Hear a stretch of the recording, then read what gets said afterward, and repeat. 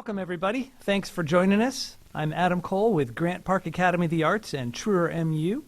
I can't wait to introduce you to our guest today, but before we begin, I want to thank some folks that we always thank. First, I want to thank brassandwinds.com, a Quinn the Eskimo company.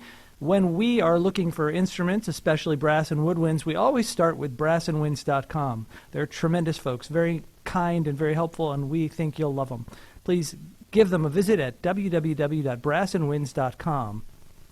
We are Grant Park Academy of the Arts, and come learn with us. We are offering online instruction as well as in person in piano, violin, woodwinds, brass, and voice. And we're also introducing TruerMU, an online service to teach piano instruction as well as to teach people how to teach piano.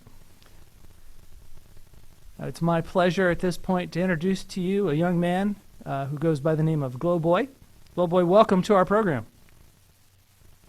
Thank you for having me. My pleasure. Now, we're going to talk a little bit about why I have chosen to interview you in particular later on in the program. But for now, I want to mention that when I was, so your genre is rap hip-hop, is that correct? Yeah, that is.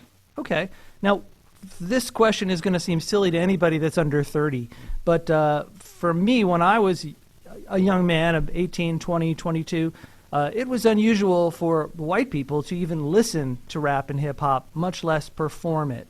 I don't think that's the case now. I think it's a very different scene in a different world, and we're going to have viewers from all different demographics, some your age, some older.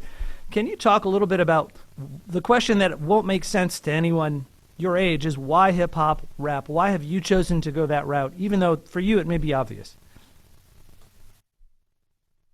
Well, it's different for me specifically than it is for most other people. My opinion, at least, the first real genre of music that I ever gravitated to was hip-hop, on a personal level. So it was the first type of music that I would seek the reason why so many other people are involved in it now is because it's more of a pop thing. Hip hop is shifted into a very pop section of what the music industry is right now, and that's why it's attracted a lot of, media attention. Hip hop did not used to be that way, and actually it used to be the opposite, where if you made hip hop, you were looked down upon. So I think it's just through the time, it's just been a cultural shift into where people are starting to see, more things of what they like, I suppose. But you're saying that even though it's more popular and more common for you, you gravitated toward it particularly. We lost a little of that when you were talking about it a second ago with the video feed. Can you talk a little bit about why you connected this music so strongly? Well, it's actually a specific story that I tell to people. I was given an iPod Nano, and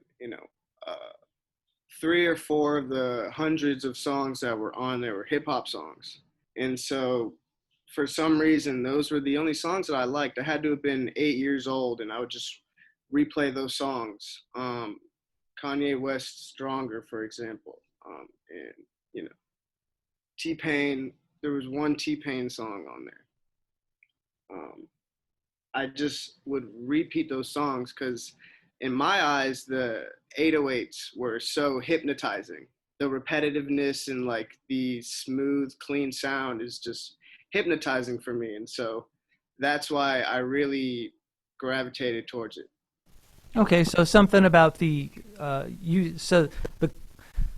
I think one of the criticisms that is often leveled at hip-hop from older musicians, especially those in maybe jazz, the world where things are really complicated, is that it's so simple. That, how can this be music when it's just the same thing again and again and it's repeated? Where's the creativity? So you answer me that. You say you really liked the simplicity of it, if I understood you correctly. I think that's one of the best parts. I think that's why people gravitated towards it so much, is the sense of security you're going to get when you listen to it. When you listen to a hip hop song, you know what it's going to sound like. There's no surprises, so you can enjoy it the whole way through. There's no, things that will maybe surprise you. But once you start going deeper into the genre, you start seeing artists who mainly focus on trying to switch that up and switch up the repetitiveness. And now there's so many people like that. And there's two different spectrums. But as a little kid, it's easier to focus on the sense of security you're going to get when you listen to a hip hop song because you know what it's going to sound like. Huh. So that's why it appealed to you as a kid. And that's why it still appeals to me now. Okay, and so you're really gravitating towards that security. Do you put that security into your own recordings? I try to, but I also try to do the opposite where you don't really know what to expect. That's how you keep it fun. Uh-huh. So in what ways do you change it up? Are you obviously with any kind of music, there's a certain hypnosis that's involved, a certain trance that you're trying to create. Every genre has got its own trance. And breaking that trance and knowing how to break that trance is the game. So it could be done, I suppose, in rap and hip-hop with the lyrics. It could be done with the mix. It could even be done with the steadiness of the beat if you really want to mess with people. How do you mess with it? Well, yeah, for one, probably the easiest way is to switch up the beat. So if I'm producing my own beat, just make one half sound a certain way and then just completely change the second half. And that usually does the trick, but there's so many other things you can do, like switching up your melodies. You could have the same beat but have 6 different melodies, or you could have 2 completely different beats that you found and just stick them together. You could also just, have elements of things that, say if you keep pitching your voice up and down, it's going to make the song sound completely different. So if you have a whole section, even an intro where your voice is deeper and then the chorus goes and it's just a regular chorus, people are going to be like, wait, so is this a deep voice song or is this a chorus song or is this, you know what I mean? And people are just not going to know what to expect. So in other words, you're messing with their expectations. I'm trying to I'm less familiar with rap and hip hop. Obviously, there was some '90s rap and hip hop that I got to know, at least the hits. But what are people's expectations today when they listen to the track? Your audience, what are they expecting, and how do you mess with them? The main thing they're expecting is consistency, but that's the main thing you want to mess with them. Is if you're consistent, but in like 6 different ways. So if you make a song and it's a hit, people are going to expect you to make that song the exact same way over and over again to keep producing that sound. But the thing is, if you make a hit, release a couple bad songs, and then make another hit that sounds completely different, you can do the exact same thing. And then that creates different lanes for you to ultimately not know what people are expecting or not have people knowing what they're expecting, and at the same time have a consistent, base. Yeah. Tell me something. When I think about hip-hop and rap, I think about a person sitting essentially in a studio. These days especially, you can do it all yourself. Maybe 30 years ago you really needed help. Today you don't. You could be in a little closet and do the whole thing yourself. And one of the things I love about music is its community. Do you have a community? Yeah, it's pretty important to have a community, but it's not necessary. You can easily record in your room alone, but it's not going to have the same effect as if you had an engineer and a producer or just your friends around, because it's ultimately the energy you give off while you're recording versus the final product. Also, if you can find an amazing engineer or an amazing producer, it just makes it 10 times better because it's the less work you have to do, and the work they're doing, they want to do it and they want to make it sound good. And I'm not necessarily saying the more people you have, the better, but the more people you have that support you, the easier it will be to make it sound better.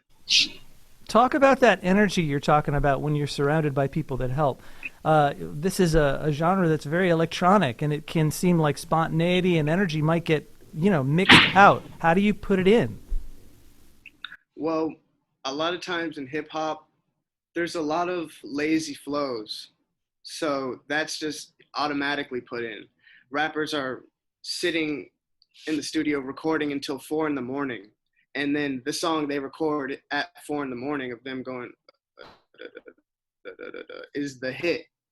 And so that's one way of putting it, but there's also a certain energy that you have when you're recording with people that you genuinely want to record with, because you're basically pushing yourself to do better in that moment in order to make the product sound ultimately better. So it's very important in my eyes.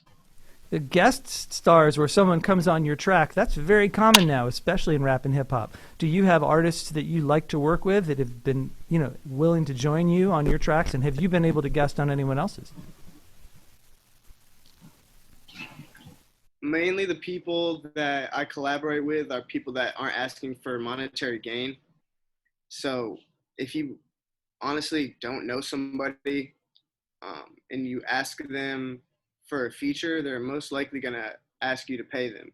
So all the people that I collaborate with, or tracks that I'm featured on, or tracks that people are featured on, I'm not paying them, because ultimately it doesn't really work as well. I mean, unless you have a lot of money, you can pay for placements. That's the extremely normal thing nowadays. It's really just to get a name on your song that gets clicks. And most of the time, the artist featured isn't even relevant. It's really the person's song whose people are actually clicking on. They just click on the song because of the feature. So I'm featured on a couple of random SoundCloud songs that you can probably find if you dig hard enough. But mostly, I'm collaborating with friends. I have a feature on my album called Trigger Finger, and the feature on that is the co-owner, or the owner of our company, Movement. So it's really just people who I know. What's your sense of the difference between you're just getting started? Now, you just released your first album. What's the album called? It's called Glo Boi, Globoi, self-titled. And we'll talk about where folks can get that at the end of the interview. But this is your first release. And how old are you? I'm 19. Okay. So is that how young do folks generally start in this genre these days? Well, it depends. If your dad is a rapper, you're gonna start when you're 3 years old.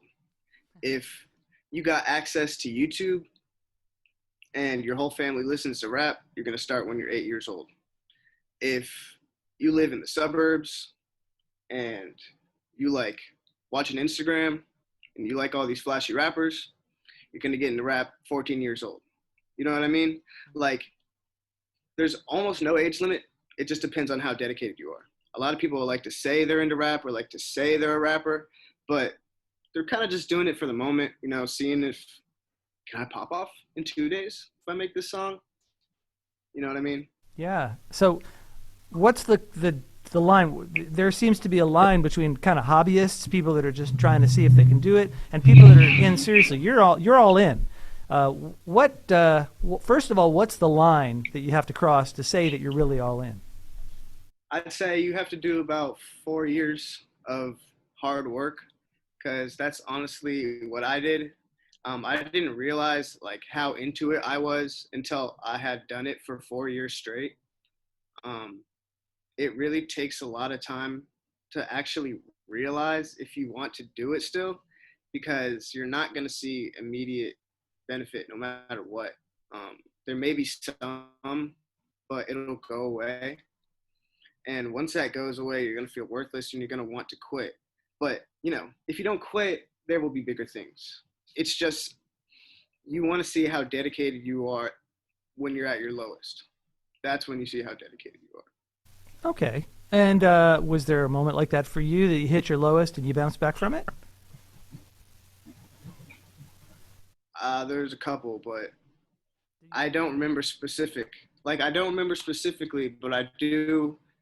I have moments where I just pause and I won't post anything, I won't do anything, but in the background I will be making things. I'm just always making things. It's just a fact of what how much energy do I want to put into promoting it. Got it. So you've talked about the various entry points. Would you say that you talked earlier about being 8 and getting the Nano? When did you start making beats? When did you break in and begin to think about this? So, like I said, the something about the beats, the hip hop beats, just kind of like made it happen for me.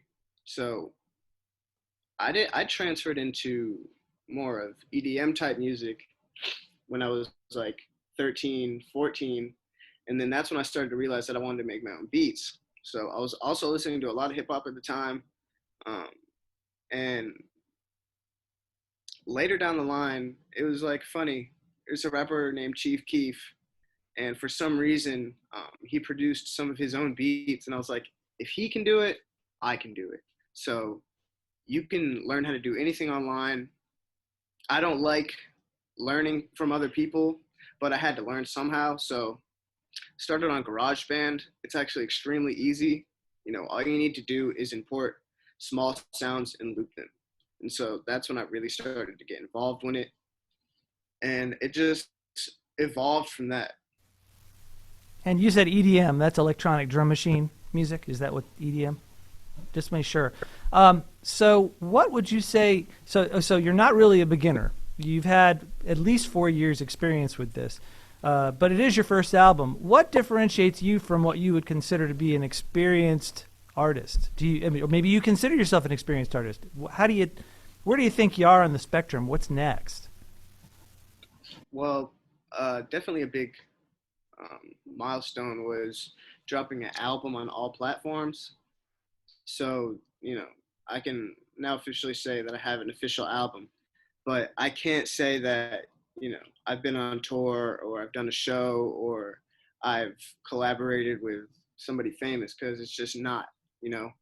But I can say that I've been doing this for a long time and that, I have gotten attention. Things have happened out of this. I've met people, I've been places, I know people, and all this goes towards the future. So on a spectrum, I'd probably say I'm 30% famous. Okay. So one milestone for you is going to be touring. Is that correct? At least doing one show. So you haven't yet performed live. Right. Okay. What's stopping you? Well, what was stopping me before was the age restrictions. We wanted to, our plan was once I turned 18, we were going to try to start performing at clubs. But the problem with that is most clubs you have to be 21. So other than that, it was parties. And before we were going to do that, we need people to come to the show. So our ultimate plan was to make music videos for all of the albums and then start thinking about touring. But as soon as I dropped the album, pandemic, so you can't really perform now. But you can make videos. Not at the time of the outbreak, which is right when we were starting to make our first video, which was the video for the first track of the album. Okay. I'm going to switch directions here just a little bit, but this relates also to performing for people. You have a track on your album, and during the track, you make fun of yourself, or you say, Glo Boi can't rap, Glo Boi ain't that. So is that you making fun of yourself, or is that you talking about how the community has responded to you sometimes, or what's that about? Honestly, there's kind of like a anti-hate culture now. So if you pretend like a small amount of people hate you, then a big amount of people will hate the people that hate you, and it'll ultimately outbeat. So no one really said that, but I just assume people say that. And, it was kind of like I freestyled that part. The whole other part of the song was written except that part. I finished my verse and I just started talking, and then I looped it and put auto-tune on it. So. Okay, so you found generally that you've been accepted in this community. Generally, yeah, but I have heard like not everyone's gonna like your music, and I know that, and that part of the reason why I started dropping so many tracks at first is because I didn't really care. I was making it because it was fun, and I thought it was hilarious. As a jazz musician, I have to be a little bit humble and careful how I talk about jazz and how I present myself as a musician because I don't want to come across as though I invented this music or that I own it. Do you have a similar feeling about rap and hip hop being a white artist? No, I don't necessarily feel like I own any of it. I just feel like, you know, it's acceptable for me to make it at a time like this because, well, how I think about it is ultimately music is music.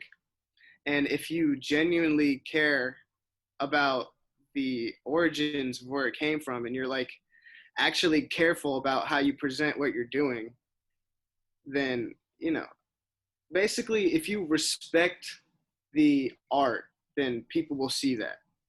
If you actually tell people that you don't like making music, but you're an artist, it's kind of disrespectful to the art itself. So I'm definitely one of those people. Oh, I was going to ask what you were about to say. What's a good tell? I mean, do you have, you don't have to call anyone out by name, but perhaps you could say something that you might hear in a track which would let you know that someone was not really being respectful or was not really, not really considering themselves what they were doing serious. I'd say it's less of the music itself. It's more of the way people present themselves in their interviews. Because all the time people are asked the meaning of their tracks or the meaning of their lyrics or like, how was how was making this song, and people will literally say, like, I don't know, like people will interviewers will ask people, why do you like making music? And they will say, I don't like making music. I would rather do something else. And I'm just like, well, you're kind of representing the whole culture right now in the span of 2 months of fame that you have. So why don't you step up and do something with it? I can't think of a single jazz or classical or even rock or pop musician that has ever answered the question that way. Is that specific to rap hip hop? That anybody would say that? A couple people. Yeah, it's very odd. I mean, I can kind of see how it might be. I mean, the fact that you can be a DJ at a party, for instance, and you can drop beats and make a living at that. I mean, that's just like being in a rock band for parties. I can see somebody saying, "Yeah, I play in this band and we play parties. I just do it for the money. It's kind of fun to play, but if you're actually those people that play in those rock bands for parties, they're not out there selling their music." And this is the thing that kind of blows my mind. If you're just dropping beats for a party as a DJ and then you record that and sell it, is that something you can do? Yeah, there's a lot of, now that I think about it, there's a lot of people who do that, but they won't say it. So they'll create this like, music career to thin air, and then all of a sudden they have merch, right? And so they assume that if they make a rap song, which is apparently the wave right now, that it's going to pop off and that they're going to be able to sell whatever the hell they want. And so once they make that song, they're a rapper. And what do rappers do? They have their own clothes. And so that's what people assume, but there's going to be so many artists that continue to make this music, but ultimately know that they don't actually enjoy doing it. But like I said, there are a couple people who will admit that I don't even like making music. I'm just doing it for the money. And they're, yeah. Yeah, like I said, that's interesting because I don't think I've ever heard anybody admit that ever. It's interesting that you've heard that. So what does that say about rap and hip hop's connection to money and to merchandising? Music has always been connected to money, even classical music. We sell this fantastic virtuoso. You can buy their records. You can study with them. So it's not by any means limited to rap and hip hop, but there seems to be a more overt connection between hip hop, rap, and in money making. Can you talk about? Am I correct in that, or am I stepping outside my lane here? Well, some of it's great. Some of it is like people who are finally able to make money out of something that didn't used to be able to make money out of. But the other spectrum is people taking advantage of those people. So you have big companies taking, 100% or just some crazy amount of, you know, their discography. And once the company you sign to owns the rights to all your music, there's no point in you making music anymore. And once you sign, you know, to a label that has a set date and where you can own music, it restricts your money so much and it takes the pride and joy out of all your work. And that happens who are really just trying to make a couple $1 million right quick, who think they're going to be fine with dropping an album 3 years in a row, an album a year, but it gets to a point where there are things that you didn't read on that contract where you start to not understand, like, wait, I can't even do this anymore. I can't even do this anymore. So like I said, there's two sides of the spectrum. I Yeah. really appreciate the people who are kind of like taking what the stereotypical version of hip hop is and kind of making monetary gain off of it, because it's kind of like someone just reintroduced a bunch of job opportunities for people who wouldn't have had it. Yeah. Now that's common. What you were talking about with the contract, that's very common across genres. It's very common for. There's some famous rock musicians, for instance, Billy Joel and Bruce Springsteen are two that I can think of right off the bat that signed contracts that were not to their advantage and got themselves into trouble. But what interested me about what you said was that this monetization of the art has a really positive. The empowerment aspect of it is something that I had not considered. That it's something. It's definitely It's a way of celebrating definitely good. oneself, especially if you come from a community in which your opportunities to monetize yourself have been severely limited, or to make money even, or to even Exactly. be seen. So I'm really glad you brought that up.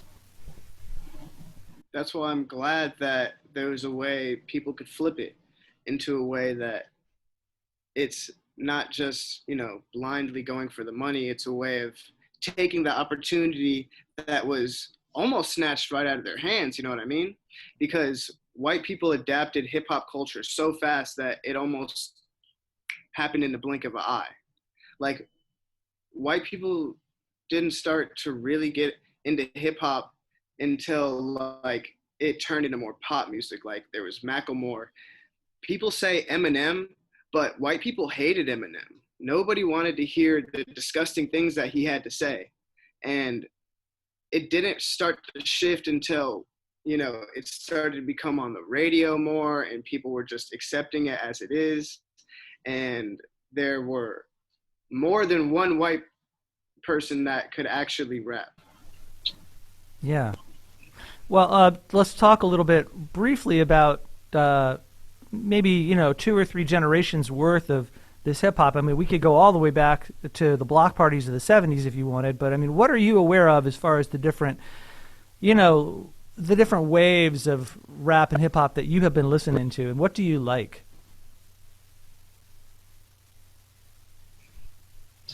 So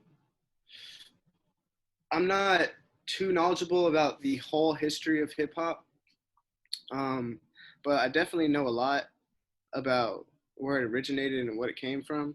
So, you know, there were definitely a lot of like boundaries to break when it came to hip hop. So, a lot of it came from like really creative spoken word. And so it was on these really funky beats, but it was kind of like spoken word. And the flows were just goofy and they were saying like, I don't know, it was like, it was hard, it was rap, but it was more like spoken word. And then that's where people like Dr. Dre come in who start producing these crazy, you know, beats. you know, where people really started to get the flows right. And that's where kind of like the hypnotic 808s come from. Some of Dr. Dre's beats are like so famous. Talk about 808s. That's a term I've never heard. Oh, 808 is just another term for the bass on a track. Hmm. Um, I actually don't know why it's called 808. I think that's the waveform it comes in, Yeah, okay. um, or just what the waveform it is, 808 waveform. But I started to get into hip hop more when I started to listen to Eminem and Lil Wayne. Um, Also, a lot of Tyler the Creator, but that was more like middle school, right when he was popping off. Uh, and at those times, hip hop was shifting at such a crazy rate where there were so many different ways you could go down. Like there was almost like a depressed wave. There was energetic trap wave. There was like the Eminem wave, the weird goofy wave. And so, that's kind of where I was like, whoa, there's so many different things that I get to listen to now. And then no, all their predecessors, the predecessors of the people you're talking about, LL Cool J, Ice Cube, and people like that. They're all on the radio now on these rap oldies stations, which, of course, there was no way to even conceive of that possibility when I was a kid, but there it is. Do you listen to that old stuff? And if you do, what do you like about it or learn from it? There's definitely a lot to learn from it. Surprisingly, you'll be surprised what you can learn from like Method Man or like Joey Badass or like Black Thought. And once you listen to them, you start to realize the stuff they were saying was so relevant to the times, you know. And so they're talking about some real stuff, and you don't really realize it because no one was listening to it that heavy. Also, the flows they were using were so crazy. Like they were way ahead of their time. It's just the beats weren't really up to par. You know what I mean? There's a lot of beats that use the similar boom bap type style, and that's what a lot of people are into, like the Wu-Tang Clan and NWA. A lot of them, everyone was into that wave at the time, and so a lot of artists were also getting their lyrics written for them by people like Ice Cube, and Eminem was writing some people's lyrics, and so it was a lot of like collaborative work that was going on. Great. Well, okay. So it's time for the big reveal here. I want to tell the audience why I have chosen to interview you as opposed to any other rapper out there, and that is because you are my son. Hello, son. Yes. Hi, Dad. Thanks for coming on here with me. The reason I wanted to bring that up, among other reasons, is because I want to ask you a couple of questions. You're the son of a working musician. I've been a professional musician as long as you've been alive, although I haven't been a musician in terms of being on the road or anything like that. You've just seen me work. I don't know to the extent you were paying attention or to the extent that that had any impact on you, but I guess one of the things I'm curious about is growing up in our house, what have I modeled well for you as far as being a musician? And then what are some things that I do that you think were not effective that you would like to do better? Or what would you like to do that I have not done? Well, if you weren't a musician, then I probably wouldn't have been a musician. It's obvious that there's some genetic gene in our family that makes everyone able to be good at music. But the fact of the matter is that you would always play music around me, and there would be music that I didn't like. And so if you know there's music that you don't like, then that means there's music that you do like. And so I was always waiting for that music that I did like. And so once I found it, it was like, boom, there it is. And that's when I found hip hop on that iPod Nano. And so you would play jazz. I didn't like the jazz. I like jazz now. I can definitely appreciate it. But I didn't like jazz when I was a kid. I didn't really understand it. But I did know there was music that I didn't like. I didn't like the pop that was on the radio. I hated that. But, I knew that I didn't like it. we all hate it. So I just was basically waiting for that music that I really liked. And I found it. And I wouldn't have had that experience if you weren't a musician. All right. Well, because of my taste in music tend to run towards the deeper, more extreme stuff that I'm really that I think has something in it. And of course that it was too potent for you, or, I can understand that. I'm really glad that it had that effect on you, that you were say, well, he really likes that and I don't. I wonder what I really like. And that's great. That's wonderful. Well, what is there anything else that, I mean, as a professional, have I modeled anything? I'm not just looking for compliments, but I'm just looking for maybe things that you could say that, you have learned in your time living in the house of a professional musician that you would want other people to know that I couldn't necessarily think off the top of my head might be valuable. Definitely the consistency, because you would always play.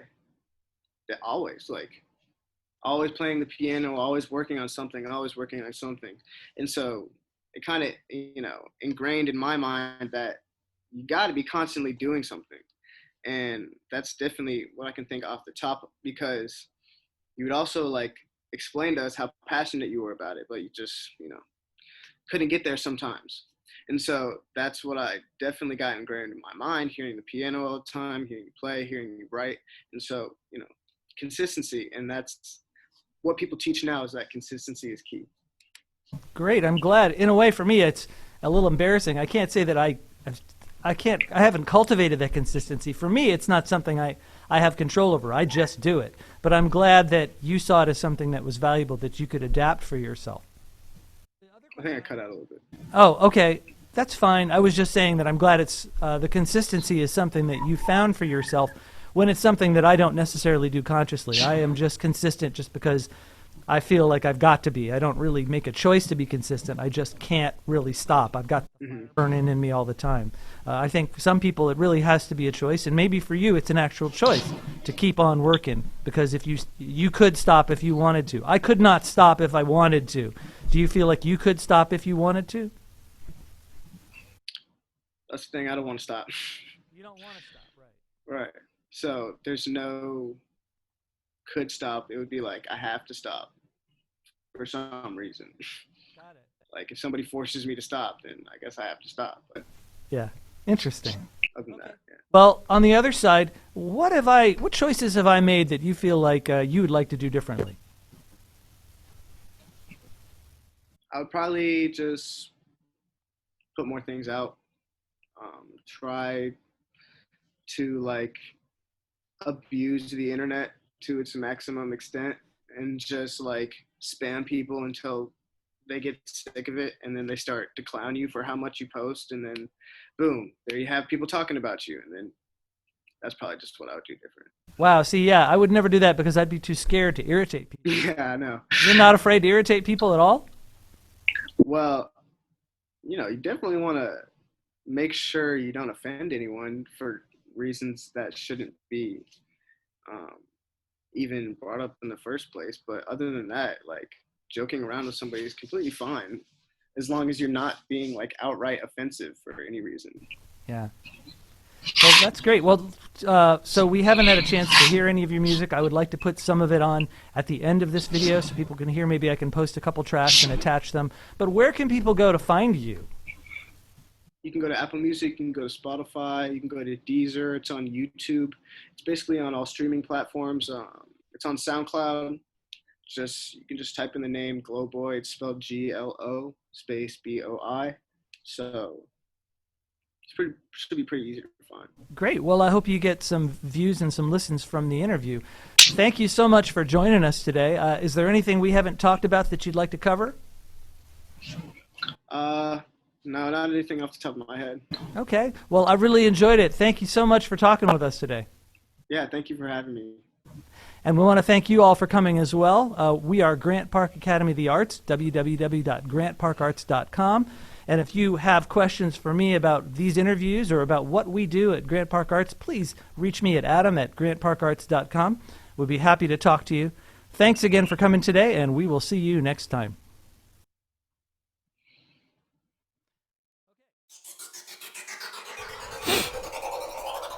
Capping. I don't want to start any habit, but actually, you rapping.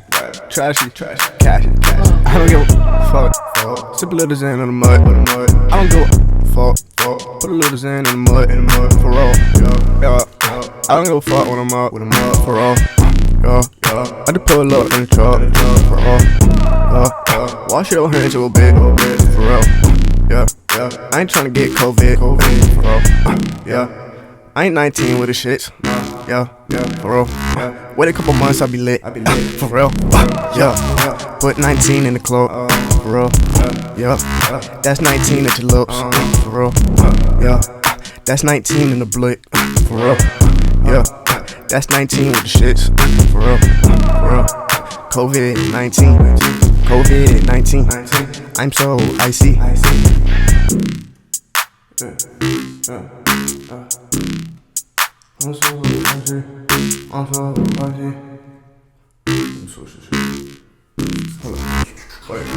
But it's the same verse though.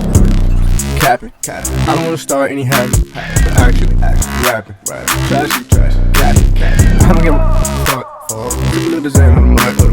I don't give a fuck. Put a little Zan in the mud, for all. Yeah. I don't give a fuck when I'm out, for all. I just pull up in the jar, for all. Wash your hands a little bit, for all. Yeah. I ain't tryna get COVID, for all. Yeah. I ain't 19 with the shits, yeah, for real. Wait a couple months, I'll be lit, for real. Yeah. Put 19 in the club, for real. Yeah. That's 19 at your lips, for real. Yeah. That's 19 in the blood, for real. Yeah. That's 19 with the shits, for real. COVID-19, I'm so icy.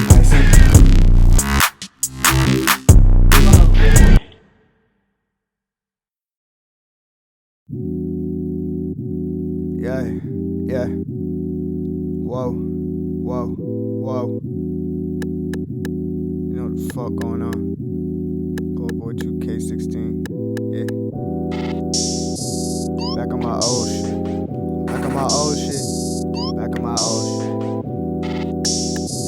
Damn, coming on chill. Step to the left and step to the left and I zoom. I don't know how to go back to my roots, so I copy a popular tune. I know I got problems, but I'd rather smoke on my ground, watch all these cartoons. I know I be working so hard for this shit, but success is gon' brighten the mood. Boy, who the fuck is you talking to? I know it's not me and my crew. It's obvious I got a lot of this rapping shit under the sole of my shoe. I told you before and I'll say it again, cause I know you a motherfucking fool. But I'm the best rapper alive and I'll say it ignoring anonymous rule. All of you got the same flow, rapping like this getting old.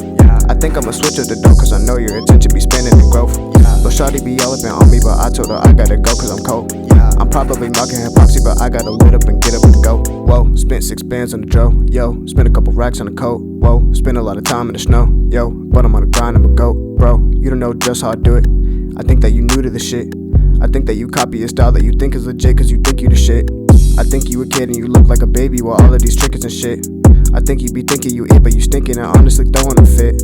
I think you a goofy, but what can I say, cause I only be thinking this shit. But one thing I know is I totally totaled the beat like I'm sinking the ship. I'll murder that shit. I don't know what the fuck y'all talking about when y'all say Glo Boi ain't shit, Glo Boi can't rap, Glo Boi ain't this, and Glo Boi ain't that. Glo Boi ain't shit, Glo Boi can't rap, Glo Boi ain't this, and Glo Boi ain't that. Glo Boi ain't shit, Glo Boi can't rap, Glo Boi ain't this, and Glo Boi ain't that. Sick magic, all up in the bad bitch, cabbage, relaxing a massive attachment. No acting, all up in a salad, attacking us, trafficking palace with malice. No capping, it's half past after, a master, a clap in the bag when I'm grabbing. Not a rapper, a sick vibe matcher, a bastard, a pass, I'm a bad finger passer.